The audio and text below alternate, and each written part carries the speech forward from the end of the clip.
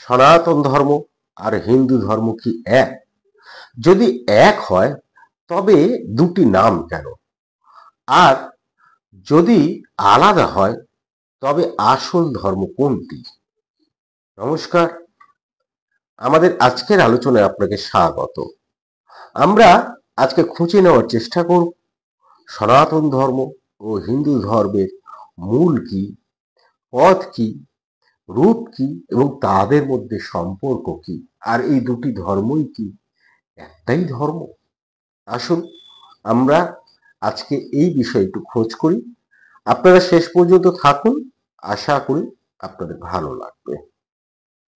প্রথমেই আমরা যে বিষয়টা জেনে নেব সেটা হচ্ছে সনাতন ধর্ম কি। দেখুন, সনাতন শব্দের অর্থ কিন্তু চিরন্তন, যা কখনো শুরু হয়নি এবং যা কখনো শেষও হবে না, তাই সনাতন। সনাতন ধর্ম মানে কোনো নির্দিষ্ট ধর্ম প্রবর্তকের তৈরি করা ধর্ম নয়, বরং এটি কি হয়েছে, এটি আস্তে আস্তে গড়ে উঠেছে। কারা গড়েছে? ঋষি পরিণীত ধারাবাহিক যে জীবন দর্শন, যা সমগ্র মানব জাতির কল্যাণের জন্য তৈরি হয়েছে, সেইটি হচ্ছে সনাতন শব্দের বা সনাতনের মূল কথা। আবারও বলি, এটি কোনো একক গ্রন্থ বা ব্যক্তি দ্বারা প্রতিষ্ঠিত হয়নি। আমাদের তাহলে এর ভিত্তিটা কি? এই সনাতন ধর্মের ভিত্তি কি?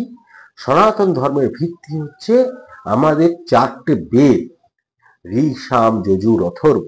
আর এই যে বেদান্ত উপনিষদ যেটাকে আমরা বলি, সেই বেদান্ত, বিভিন্ন স্মৃতিশাস্ত্র, পুরাণ এবং বিভিন্ন যে দর্শন শাস্ত্র রয়েছে, সেইটি হচ্ছে সনাতন ধর্মের ভিত্তি। আর এইখান থেকেই আমরা আমাদের মূল মন্ত্রটা শিখতে পারি সনাতন ধর্মে।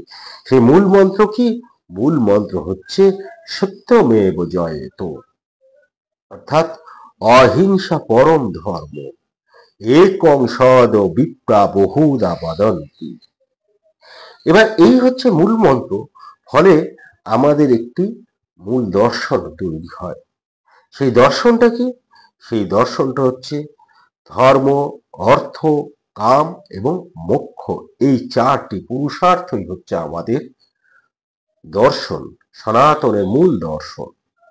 এই যে ধর্ম, এই ধর্মটা আমাদেরকে শেখায় নৈতিকতা, আমাদেরকে শেখায় মানবিকতা।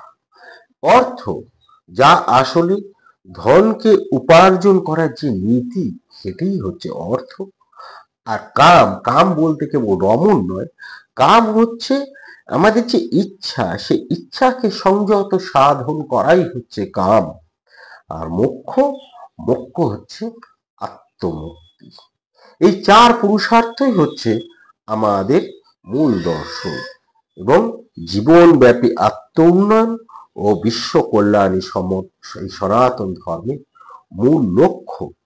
তাই গীতায় শ্রীকৃষ্ণ বলেছেন, ইয়াদা ইয়াদা হি ধর্মস্য, অর্থাৎ সনাতন ধর্ম কেবল রিচুয়াল নয়, এটা মনে রাখতে হবে, কেবল একটি সংস্কার নয়, এটা এক জীবন দর্শন যা পুনরায় পুনরায় প্রতিষ্ঠিত হয়। ইয়াদা ইয়াদা হি ধর্মস্য। এবার আমরা সনাতন ধর্ম সম্পর্কে যেমন একটি ধারণা নিলাম, তেমন এবার আপনারা যদি হিন্দু ধর্মের সম্পর্কে একটু শুনেন। এই যে হিন্দু ধর্ম, হিন্দু ধর্মের উৎপত্তি কিভাবে এবং এই নামটি কিভাবে আসলো, সেইটি আমরা দেখি। এই যে হিন্দু ধর্ম, অনেকেই ভাবেন যে এই হিন্দু মানেই সনাতন, কিন্তু যদি আমরা ইতিহাসের দিকে দেখি, তাহলে হচ্ছে হিন্দু একটি ভৌগোলিক, রাজনৈতিক এবং পরবর্তীতে ধর্মীয় পরিচয়, যেটা অনেক পরে এসেছে। আগে হিন্দু শব্দটা এসেছে এবং এই হিন্দু শব্দটা এসেছে ভৌগোলিক কারণে। তারপর হিন্দু শব্দটা স্বীকৃতি পেয়েছে, এই স্বীকৃতি পেয়েছে রাজনৈতিক কারণে, এবং পরবর্তীতে ধর্ম শব্দটা এসেছে। কেন, কিভাবে? হিন্দু নামের উৎসটা কি? হিন্দু নামের উৎস হচ্ছে সিন্ধু, এই সিন্ধু থেকেই এসেছে হিন্দু। প্রাচীনকালে এই আর্যাবর্তে এই সিন্ধু নদী প্রবাহিত ছিল। এখন পারস্যবাসীরা সিন্ধু উচ্চারণ করতে পারতো না, তারা বলতো হিন্দু। ফলে যারা সিন্ধু নদীর পূর্ব পারে থাকতো তাদেরকে বলা হতো হিন্দু।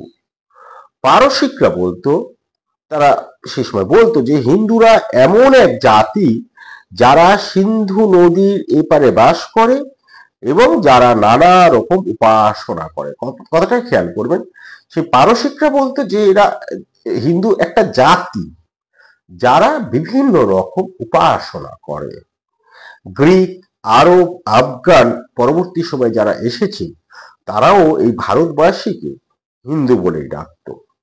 এরপর ধরুন এই যে আস্তে আস্তে কি হলো, সুলতানি যুগ, মোগল যুগ ইত্যাদি ইত্যাদি পেরিয়ে গুপ্ত যুগ ইত্যাদি যা যা ছিল সেগুলো পেরিয়ে আমরা সেই আলোচনায় আর যাবো না। একটা সময় ব্রিটিশরা এখানে চলে আসলো।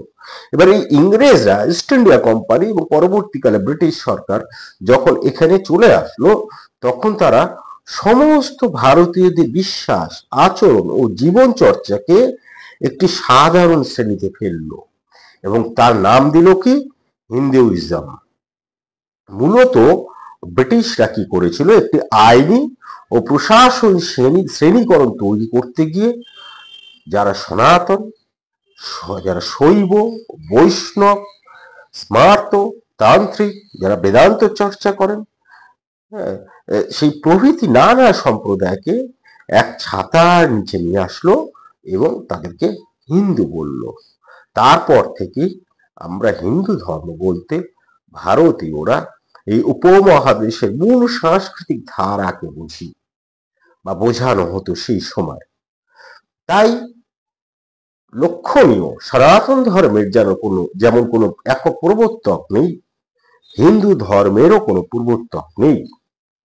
ইসলাম, খ্রিস্টান, বৌদ্ধ ধর্ম, জৈন ধর্ম, শিখ ধর্ম প্রত্যেকেরই কিন্তু এক একজন করে ধর্ম প্রবর্তক রয়েছে। কিন্তু হিন্দু ধর্ম, আসলে হিন্দু ধর্ম হচ্ছে একটি কালচার। সেই হিন্দু ধর্মে কোনো একক প্রবর্তক নেই, কারণ এটি কি হয়েছে, আমাদের একটি জীবন ব্যবস্থা এবং সাংস্কৃতিক ধারাবাহিকতা যা হাজার হাজার বছর ধরে গড়ে উঠেছে। যে একজন কেউ আসলো তার মত দিয়ে সেটি তৈরি হলো তা তো নয়, হাজার হাজার বছর ধরে আমাদের এই হিন্দু ধর্ম গড়ে উঠেছে। তাই হিন্দু ধর্মের মধ্যে এত উদারতা, বিভিন্ন মত আমরা দেখতে পাই। তাই আমরা বলতে পারি যে সনাতন হলো আত্মার ধর্ম, আত্ম উন্নতির পথ, আর হিন্দু হলো সমাজ ও রাষ্ট্রের দেওয়া একটা নাম, এক গোষ্ঠীর পরিচয়। এবার ইতিহাসের মোড় ঘুরে কি হয়েছে, এভাবে সনাতন ধর্ম আজ হিন্দু ধর্ম নামে পরিচিত হয়ে গেছে। সুতরাং আমরা এই কথাটা একটা সিদ্ধান্তে আসতেই পারি বা বলতেই পারি যে সনাতন ধর্ম হলো চিরন্তন সত্য এবং আত্মার মুক্তির পথ।